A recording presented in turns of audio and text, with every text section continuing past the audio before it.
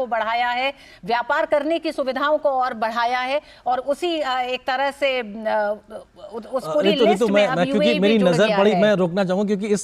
ये card UAE के राष्ट्रपति जी का है, उनका नाम लिखा हुआ है, क्योंकि हिज एक्सीलेंसी और उनका नाम लिखा हुआ है, मोहम्मद अल बिन जायद नाहयान के नाम से वो कार्ड है, और उस पे फरवरी का दूसरा महीना और 2024 की तारीख भी अंकित है। यानी कि आप देखिए कि किस प्रकार से पूरी एक तैयारी और उसके बाद में एक बड़ी शुरुआत हुई है। ऋतु जी हाँ, बिल्कुल।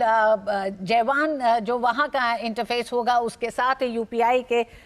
के साथ इस ट्रांजैक्शन को पूरा किया गया है, और उस लिस्ट में अब यूएई भी जुड़ गया है। यानी 2 दर्जन से ज्यादा देशों के साथ भारत का यूपीआई, जहां इस समय विश्व के कई देशों के साथ सहयोग कर रहा है, उसी में अब यूएई भी शामिल हो चुका है। बिल्कुल एक बड़ी शुरुआत, और भारत के वित्तीय तकनीकी क्षेत्र में बढ़ती महारत जिसको आज दुनिया स्वीकार रही है, उसकी एक बड़ा ऐतिहासिक दिन, जब अब प्रधानमंत्री यूएई पहुंचे थे अबू धाबी में उतरने के साथ में, और वहां के राष्ट्रपति के साथ में उन्होंने यूपीआई ट्रांजैक्शन किया, और ये दिखाता है कि पलक झपक का नाम अंकित है, उसके तारीख फरवरी महीना 2024 अंकित है। ये दिखाती है कि किस तरीके से एक पूरी तैयारी के साथ में भारत का ये सहयोग आगे बढ़ता हुआ दिखाई पड़ेगा। तो यूएई में पहला ट्रांजैक्शन वहां के राष्ट्रपति ने किया, लेकिन अब ये सिलसिला ऋतु बढ़ने वाला है। जी हाँ, भारत का यूपीआई लोकल से ग्लोबल हो चुका है, और उस ग्लोबल होने में एक और देश, और आप देख रहे हैं जिस तरह से प्रधानमंत्री अबू धाबी पहुंचे हैं, उसके बाद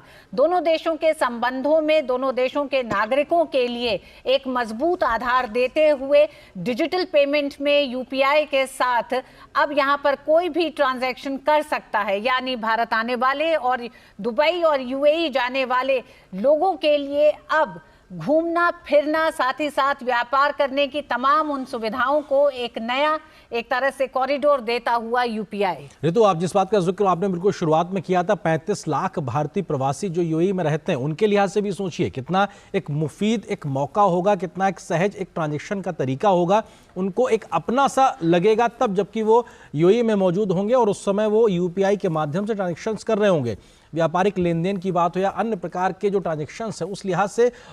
घूमने जाने वाले जो तमाम पर्यटक हैं या तमाम अन्य लोग हैं, या धार्मिक वजहों से भी कई बार बड़ी संख्या में लोग इन दोनों मुल्कों की यात्रा करते हैं, उस लिहाज से भी देखा जाए तो हर एक आने जाने वाले व्यक्ति के लिए एक नए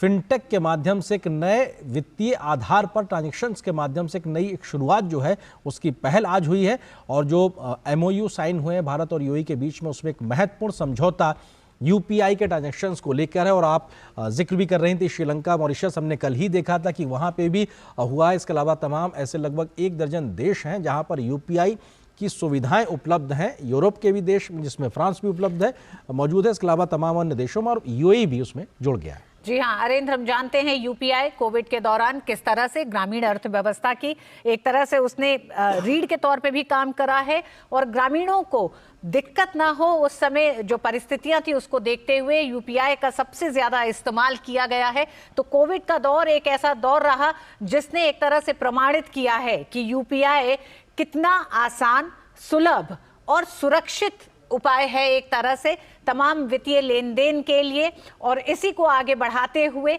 भारत के साथ ही भारत के इस डिजिटल पेमेंट इंटरफेस को जिस तरह से सराहा गया है, तो इसमें जो देश इसको अपनाते हैं उनके भी बहुत सारे हित जुड़े होते हैं, क्योंकि उनकी भी अर्थव्यवस्थाओं में इसकी एक बड़ी हिस्सेदारी रहेगी आने वाले समय में। तो उसी दिशा में यूएई के साथ भी भारत का ये सहयोग एक तरह से आने वाले समय में भारत और यूएई के संबंधों को भी मजबूत करेगा, जिसका सीधा सीधा संबंध होता है जो पीपल टू पीपल कनेक्ट जो है, उनकी सुविधाओं को ध्यान में रख के, उनकी सुलभता को ध्यान में रख के जो तमाम कदम उठाए जाते हैं, और यूपीआई को भी उसी तरफ एक बड़ा कदम देखा जाता है। बिल्कुल ऋतु, क्योंकि बहुत महत्वपूर्ण है कि आप अपना वित्तीय लेन देन का एक अधिकार या कहा जाए कि एक आधार किसी को सौंपते हैं, तो ये अपने आप में बड़ा विश्वास की बात होती है। और ऐसे में भारतीय वित्तीय तकनीक को आज अगर इस प्रकार से दुनिया के देशों के लोगों में वित्तीय लेन देन के लिए स्वीकार्यता मिल रही है, तो ये भरोसा दिखाता है भारत के ऊपर, भारत के इस प्रकार की व्यवस्थाओं के ऊपर और भारत की बढ़ती तकनीकी क्षमताओं को लेकर कि उनके पास ये महारत है, उन्होंने वो करके दिखाया है अपनी इतनी बड़ी आबादी के हिंदुस्तान के देश में, तो वो तमाम देशों में भी लागू कर सकते हैं। और शायद यही भरोसा है जिस बात का आपने कहा था कि वोकल फॉर लोकल, तो ये लोकल से अब ग्लोबल जो हो गया है, ये उसके लिए एक बड़ी मुफीद तस्वीर कही जा सकती है आज, जबकि यूएई में भी अब यूपीआई मौजूद है। दुनिया के तमाम देशों में हम अपनी फिनटेक के माध्यम से जो विस्तार करते नजर आ रहे हैं, और ये सिर्फ उतना ही सीमित नहीं, जो तमाम भारतीय कंपनियां या तमाम प्रकार के जो लोग इस प्रकार के कामों में पीछे लगे हुए होते हैं, काम करते हैं, उस लिहाज से अर्थव्यवस्था का एक बड़ा पहिया भी घूमता है, वो सहयोग भी मिलता है। और भारत की जो